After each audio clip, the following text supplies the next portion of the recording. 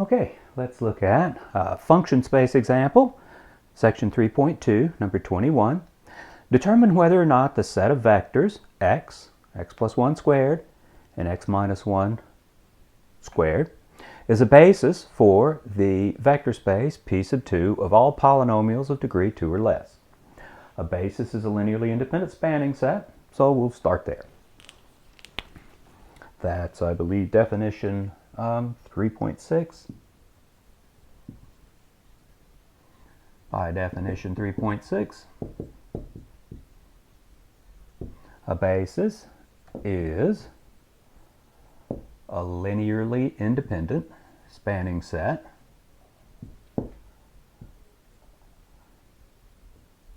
so let's check for that.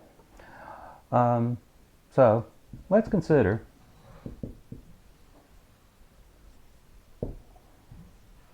the equation. So we'll introduce scalars r1, r2, r3. We'll take r1 times the first vector plus r2 times the second, r3 times the third, a linear combination of those vectors. We'll set that linear combination equal to 0, but we're in a function space, so we need to maybe clarify what the 0 vector is. And in P sub 2, the 0 vector would be 0x squared plus 0x plus 0, maybe simply written 0.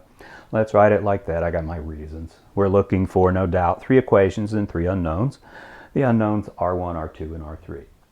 Now, if we find r1, r2, r3 in this equation must each be 0,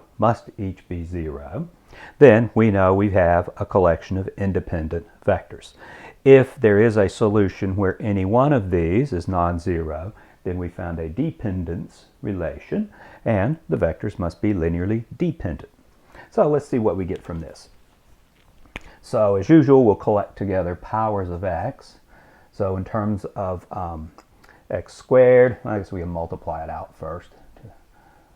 So we'll get r1 x plus r2 x squared plus 2x plus 1 plus r3 x squared minus 2x plus 1 equals 0. 0 having a more complicated meaning in this little vector space.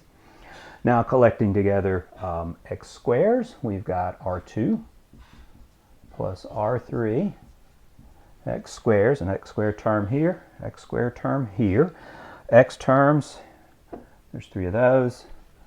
So coefficients of x are r1 plus 2r2 minus 2r3. And then we'll collect together the constant terms. For constant terms, let's see, we've got a 1r2, a 1r3, and that's it. So we'll have, for the constant terms, r2 plus r3. And that needs to be the 0 polynomial. That is, we need the x squared coefficient to be 0, the x coefficient to be 0, and the constant term to be 0. And there's your 3 equations and 3 unknowns. So we need exactly that.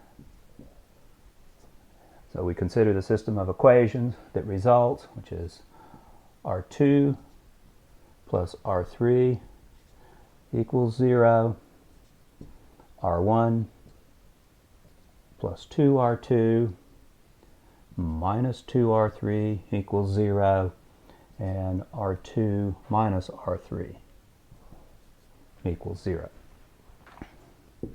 And that was the reason for expressing the 0 polynomial explicitly in terms of 3 zeros, coefficients of the powers of x.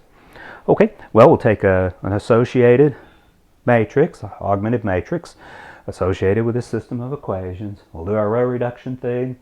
If unique solution, we're looking at a homogeneous system of equations. You know that unique solution is r1 equals r2 equals r3, all equal to 0, and that means linearly independent. Unique solution, all zeros. Of course, all zeros is a solution. So consider the associated augmented matrix.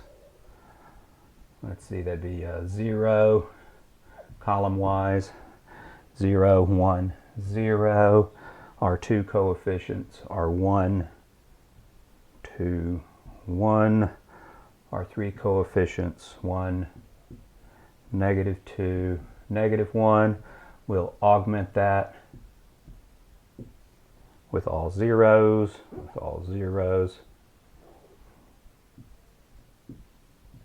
And let Wolfram alpha do this heavy lifting. Let Wolfram alpha do the row reduction. And Wolfram alpha will tell us the following. What we'll get from this is 1, 0, 0, 0, 1, 0. First two columns looking good. And final column, -4, 1, 0. Okay. So pivot-free column, free variable, multiple solutions. Multiple solutions means you have solutions other, in this case, other than the trivial solution of all zeros. That means, what's that mean? Solution other than R1 equals R2 equals R3 equals 0 means dependent. There's a dependence relationship. We'll find a specific values for R1, R2, and R3. There's plenty of them. There's a free variable involved. There's infinitely many. This implies, let's see, returning to a system of equations, R1 minus 4R3 equals 0, R2 plus R3 equals 0, and 0 equals 0.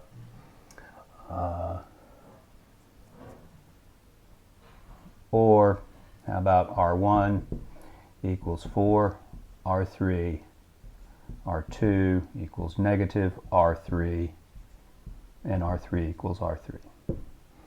All right, we can introduce a free variable and all of that stuff, but there's R1, R2, and R3. R3 acts as a free variable, so you want a non-trivial solution to this homogeneous system of equations. Let's choose R3 to be something convenient, like a 1, with R3 equals to 1, we have R1 equals 4, and R2 equals -1.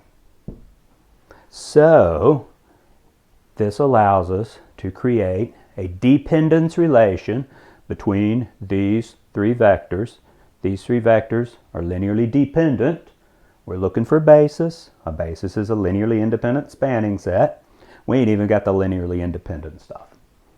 So we ain't got a basis. So we have the dependence relationship. The dependence relationship that R1, 4 times the first vector, x plus R2 is -1. Second vector, x plus 1 squared. R3 is 1. Third vector is x minus 1 squared equals 0. We have non-zero coefficients. That tells you one of those vectors can be written in terms of the other two. Actually, I could choose any one of these, move it to the other side, move scalars around as necessary, and we can write any one of those vectors as a linear combination of the other two. So we don't have linear independence. We ain't got a basis. So the set of vectors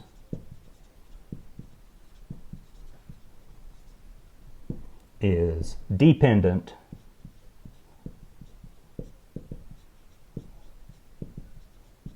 and not a basis. Question was asked, is it a basis for P2? No, it's not a basis for anything. Not a basis.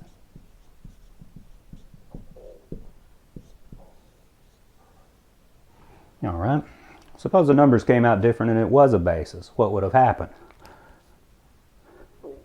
3 pivots and 3 columns. That imply we have a unique solution to any associated equations. That would imply any element of P2, instead of 0, 0, 0, we'd have x squared coefficient, x coefficient, constant term on that right-hand side, and we'd set up the same type of equations, with the exception it wouldn't be homogeneous anymore. But if we can get 3 pivots over here, we got a unique solution. We've got unique solutions from a spanning set, then we've got a basis. So the way this would have differed if the answer were yes, it is a basis, in terms of calculations, would be 3 pivots. We only have 2 pivots. That's how you know you've got linear dependence. Now you might notice a little pattern here. That first vector is 0x squared, well, 0x squared plus 1x plus 0. 0, 1, 0. Multiply this out, which we have down here. 1x squared plus 2x plus 1. 1, 2, 1. Coefficients here, 1, negative 2, 1. That third column is 1, negative 2. That third column is a 1. Oh, got a little error in my computations. See, I had a plus here. A little error. Let me fix that. I should have a plus here and a positive there. And I took this off of Wolfram Alpha from the correct version, so nothing else is modified, but sorry. And the coefficients, let's see here, are 1, negative 2, 1, and properly written are 1, negative 2, 1. So there's some sort of pattern here in terms of these coefficients of powers of x and what's produced here.